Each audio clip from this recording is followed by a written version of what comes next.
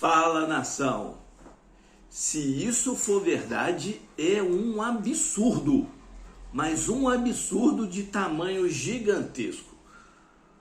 Flamengo aprova contrato que dará prejuízo de 400 milhões de reais.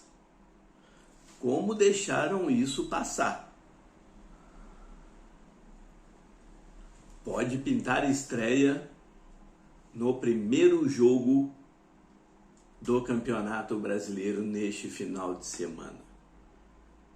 Isso tudo e muito mais agora, então peço, não pule nenhuma parte sequer do vídeo, pois está cheio de informações do mais querido do Brasil e do mundo, o Clube de Regatas do Flamengo. Se você é novo aqui no canal, se inscreva, ativa o sininho das notificações, comenta, compartilha, deixa aquele like, conto com a sua ajuda para chegarmos à marca de 1000 inscritos. Para quem já é inscrito aqui no canal, muito obrigado por fazer parte desse sonho e projeto. Mas não deixe de comentar, compartilhar e descer o dedo no like. Então, sem mais delongas, bora lá? Matheus Gonçalves, vamos falar da cria da base. Ontem teve aí o seu carro e a sua medalha recuperada, né?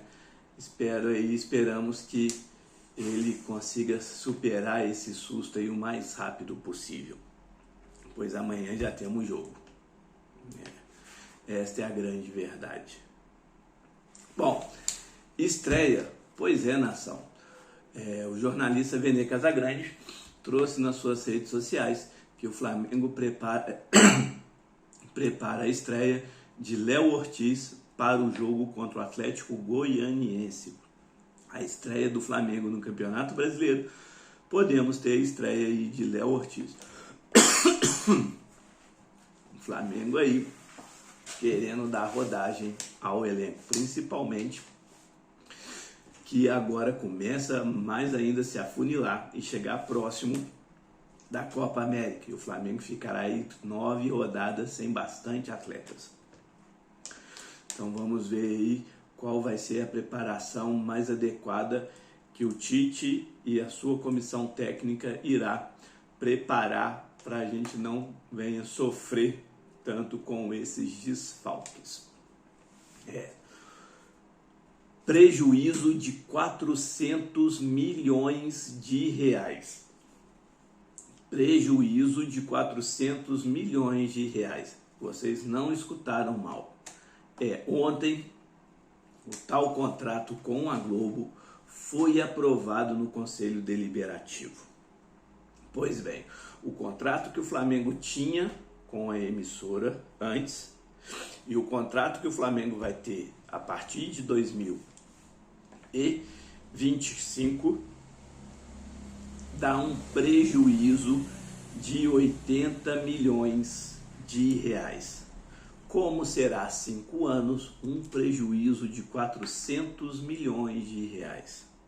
Porém, para que o contrato fosse aprovado, mostraram através de números que o Flamengo não ficará no prejuízo. Mas vamos parar para analisar. Por que que até esse ano o Flamengo recebia aí o valor X e a partir do ano que vem, mais 5 anos, contando já com o ano que vem, o Flamengo deixa de receber esse valor X e vai compensar com a questão da audiência. Isso aí é um absurdo, mas um absurdo gigantesco. Mas, ao invés de a gente ter tomado esse prejuízo, compensaria muito mais. Então, o ganho com a audiência ficará menor para compensar o prejuízo da diferença de um contrato com o outro. Isso que dá para entender.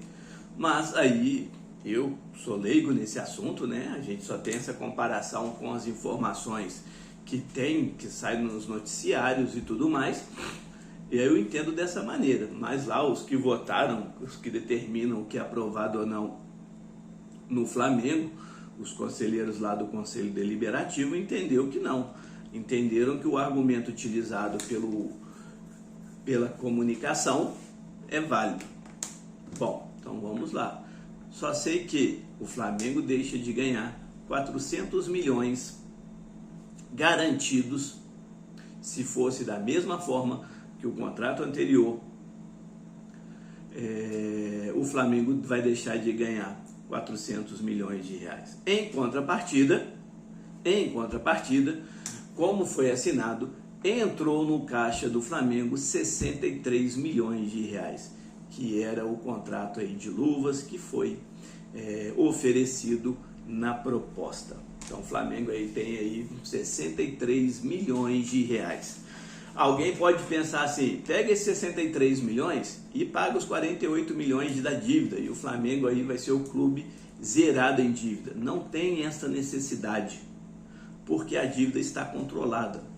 O Flamengo aí fatura algo em torno de 1 bilhão e 300 milhões aí, que foi o faturamento do ano passado. A projeção para esse ano é nesse valor para cima, então o Flamengo contém aí essa despesa. Então não precisa se preocupar em questão de pagar a dívida. Então esse dinheiro pode ser usado para melhoria na sede, no Ninho do Urubu, até mesmo para próprias contratações.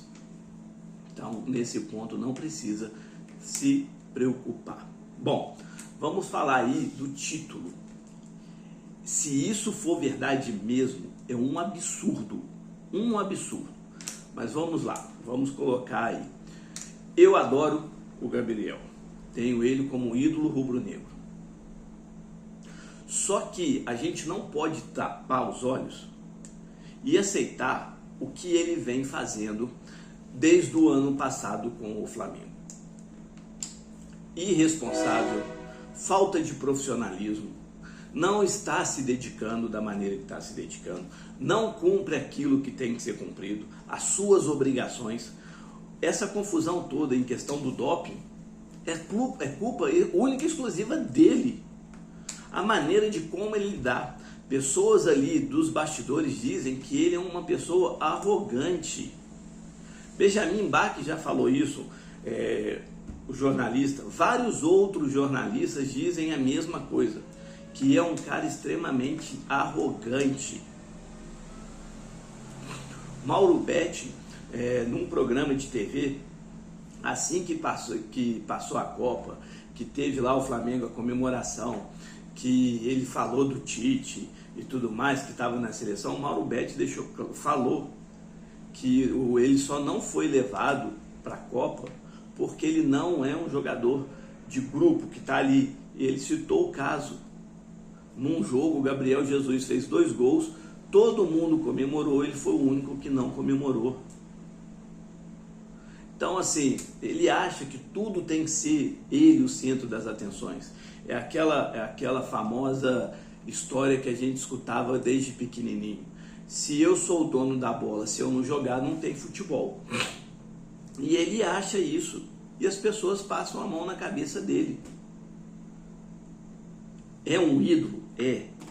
Mas ele conseguiu essa idolatria. Mas ele vem jogando muito essa idolatria no ralo. No jogo contra o Nova Iguaçu, na final, uma parte da torcida gritava o nome do Gabriel e vaiava o Rodolfo Landim. Só que aquele negócio, aí eu concordo mais uma vez com o jornalista Vene Casagrande, vou usar as palavras dele. Desculpa. Vou usar as palavras dele. Se a gente cobra tanto profissionalismo, o presidente está sendo profissional, ele está sendo xingado, ele está sendo vaiado, aonde está esse profissionalismo? O Gabigol não está acima do bem e do mal. Faço uma pergunta aí para quem conseguiu ver o Zico. Eu vi, bem pouco, mas eu vi. Me fale uma polêmica que o Zico se envolveu fora de campo e que ele não se dedicou e não se empenhou dentro de campo. Que um Júnior, que um Leandro, que um Adílio, que um Andrade. Então, é justamente isso. Volto a falar, é meu ídolo. Ídolo da geração do meu filho. Mas a gente não pode passar a mão. E é um absurdo se isso acontecer. O jornalista Romário Brito traz a seguinte informação: se o Flamengo conseguiu o efeito suspensivo e a punição for cancelada, a renovação de contrato de Gabigol vai acontecer em junho. Mais uma vez, o jornalista Romário Brito traz a seguinte informação: se a suspensão acontecer, ou, melhor dizendo, ou for votado e a condenação por doping, de fraude de doping, porque não foi doping, por fraude doping do Gabigol foi extinta, o contrato de Gabigol será renovado em junho. Porém, com um salário de R$1.800.000.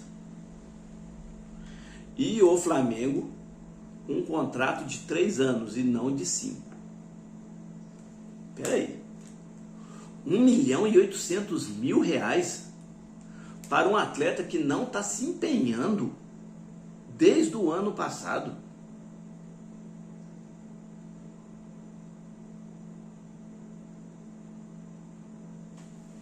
É isso mesmo? O Clube de Regatas do Flamengo irá premiar um atleta com um salário de R$1.800.000?